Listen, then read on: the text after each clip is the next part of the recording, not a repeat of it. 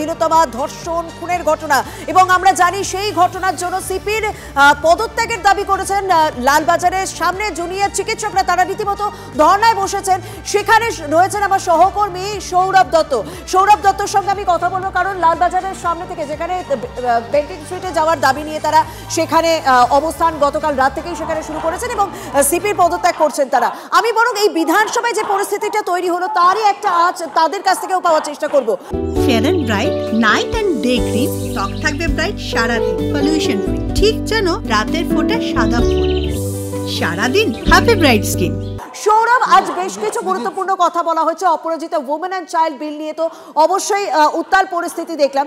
সৃজিত মুখার্জি এই মুহূর্তে তিনি পৌঁছে গিয়েছেন। জুনিয়র চিকিৎসকরা যে লালবাজারের সামনে যে অবস্থানে বসেছেন সেখানে সৃজিত মুখার্জি পৌঁছে গিয়েছেন, পরিচালক সৃজিত মুখার্জি পৌঁছে গিয়েছেন। সেই ছবি আমাদের সহকর্মী সৌরভ দত্ত সেখান থেকে তুলে ধরছেন। কারণ আমরা বেশ কয়েকজন বিশিষ্ট মানুষকে গতকাল থেকেই আমরা দেখেছি রাতভর এই যখন প্রতিবাদ চলে সেখানে আমরা বেশ কয়েকজন বিশেষ ব্যক্তিকে সেখানে সামিল হতে দেখেছি। এই জুনিয়র চিকিৎসকদের পাশে অবস্থান মঞ্চে বসতে দেখেছি। আজ কিছুক্ষণ আগেই সৃজিত মুখার্জি পৌঁছে গিয়েছেন, সেই ছবি আপনাদের সামনে তুলে ধরছি।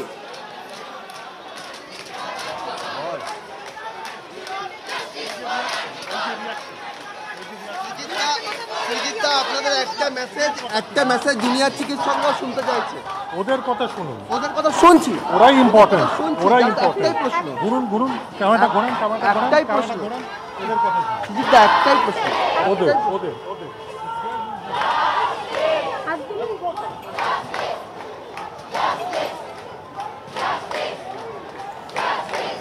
আমার সহকর্মী সৌরভ দত্ত আমার সঙ্গে রয়েছেন। সৌরভ, আমি দেখলাম যে সৃজিত মুখার্জি তিনি বলছেন যে জুনিয়র চিকিৎসকদের কথা শোনা হোক, এটাই তার বক্তব্য। কারণ তারাই এই মুহূর্তে দাঁড়িয়ে গুরুত্বপূর্ণ। অবশ্যই তারাই এই মুহূর্তে দাঁড়িয়ে গুরুত্বপূর্ণ, যে কারণে আমরা জুনিয়র চিকিৎসকদের বক্তব্য জানতে চাইব। মুখ্যমন্ত্রী আজকে যখন এই বিল প্রসঙ্গে কথা বললেন, একটা বিষয় বললেন যে নিরাপত্তার স্বার্থে মহিলা চিকিৎসকদের যত কম সম্ভব ডিউটি দেওয়া হবে। 12 ঘন্টা ডিউটির কথা বলা হচ্ছে, তবে প্রয়োজনে কেউ বেশি করতে পারে, কিন্তু সমস্যার সমাধান কম সময় ডিউটি দিয়ে তো হয় না। সেখানে যারা অবস্থানে রয়েছেন তারা কি বলছেন এবং পাশাপাশি এই বিল নিয়ে তাদের কি বক্তব্য? সৌরভ,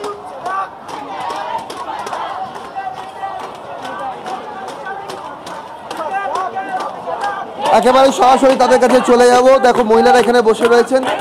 আজকে বিধানসভায় যে বিল পাশ করা হয়েছে ধর্ষণ নিয়ন্ত্রণে, সেখানে বলা হয়েছে মহিলা চিকিৎসকদের যথাসম্ভব কম ডিউটি দেওয়া হবে, কি বলবেন? একদম ভুলভাল কথা, যে কথা একদম মানা যায় না, যেটার এগেনস্টে আমাদের প্রোটেস্ট। মানুষ হিসেবে আমাদের কাজ করতে হবে, মহিলা পুরুষ নির্বিশেষে। এটা একদম ভুলভাল কথা। এই ধরনের ধর্ষণ নিয়ন্ত্রণ বিল সেটা যে বিধানসভায় পাশ করেছেন, এটা কি দরকার ছিল? সবার আগে আমাদের কোয়েশ্চেনের আনসার চাই। যে কোয়েশ্চেনগুলো আমরা করছি, যারা যারা এই ভুল কাজে আছে, যারা যারা এইগুলো করেছে, সেই বিরুদ্ধে আমরা যারা যারা কোয়েশ্চেন করছি সেই কোয়েশ্চেনের আনসার আগে দরকার, না কি যে মেয়েদেরকে আটকে দেওয়া হবে। মেয়েদেরকে আটকানোটা কোনো সমাধান নয়। শর্মিষ্ঠা, হাসপাতালে যে আন্দোলন ছিল সেই আন্দোলন আপাতত পুলিশ প্রশাসনের সদর কার্যালয় লালবাজার তার দোরগোড়ায় চলে এসছে। সেই দোরগোড়ায় যখন এসেছে তখনই কিন্তু এই বিল, আজ ধর্ষণ নিয়ন্ত্রণ যে বিল বিধানসভায় পেশ করা হয়েছে, সেখানে বলা হয়েছে মহিলা চিকিৎসকদের ডিউটি আওয়ার্স রাতে যথাসম্ভব কম দেওয়া হবে। আজকে ধর্ষণ নিয়ন্ত্রণ সংক্রান্ত যে বিল বিধানসভায় পেশ করা হয়েছে, সেখানে বলা হয়েছে যে মহিলাদের যথাসম্ভব কম ডিউটি দেওয়া হবে রাতে ডিউটি করার ক্ষেত্রে মহিলা চিকিৎসকদের, কি বলবেন?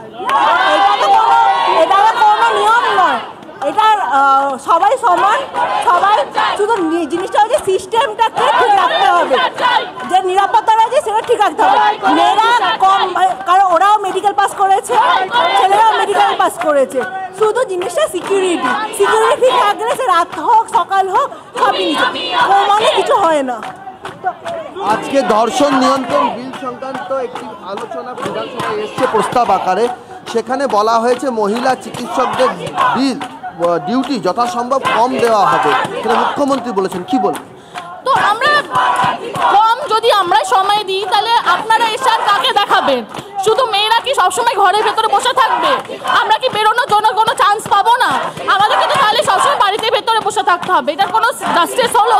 আমরা যে মারা লাগিয়ে যাচ্ছি সারা রাত করছি, তো ডক্টরস তো আমরা তো বসে আপনাদেরকে সেবা দিচ্ছি, তার জন্য যদি আমাদেরকে সবসময় বলে থাকতে হয় যে রাত্রিবেলা আমাদেরকে বাড়িতে বসে থাকতে হবে, সেটা হবে না।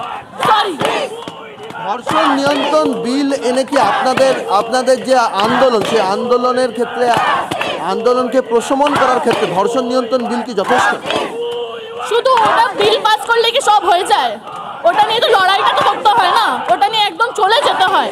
তো আমার মনে হয় না শুধু বিলটা পাস করলে সব কিছু হবে, সেটা নিয়ে চলতে হবে, লড়তে হবে আমাদের সবাইকে একসাথে, ছেলে মেয়ে ট্রান্সজেন্ডার যারাই হোক না কেন সবাইকে একসাথে করতে হবে। বৈষম্য এক্ষেত্রে কোনো, এক্ষেত্রে কোনো বৈষম্যের মাপকাঠি, কোনো মাপকাঠি হতে পারে? বাংলা বুঝতে বৈষম্য বুঝতে পারছি না, তুমি বলো। কি বলবেন মহিলাদের জন্য কম সংখ্যক ডিউটি যে আওয়ার্স, ডিউটি আওয়ার্স কমানোর কথা বলছেন মুখ্যমন্ত্রী, কি বলবেন? অ্যাকচুয়ালি এটা করলে তো সমাধান হবে না, এটা সমানভাবে দিতে হবে। সিস্টেমটাকে এমনভাবে আমাদের তৈরি করা দরকার যাতে না সবাই জব যেখানে কাজ করে সেখানে সেফ তারা ফিল করে। এই জায়গাটা আমাদের পৌঁছাতে হবে সমাজের মাধ্যমে, এটাই পৌঁছানো দরকার যে এখানে মেয়ে ছেলে এটা নয়, কাজে যেন সমানভাবে সবাই যেন সিকিউর থাকে, যেখানে থাকুক না কোনো, যে জায়গায় জব করুন। একদম বোঝাই যাচ্ছে জুনিয়র চিকিৎসকরা তারা এই বক্তব্যটাকে ঠিকমতো দেখছেন না, কারণ তারা বলছেন যে প্রত্যেকেই তো একইভাবে একই রকম পরিশ্রম করে চিকিৎসক হচ্ছেন বা হয়েছেন, তাহলে কেন মেয়েদের ক্ষেত্রে ভিন্ন নিয়ম? বরং সিস্টেমটাকে পাল্টানো উচিত। এই কড়া প্রতিক্রিয়া তারা দিলেন।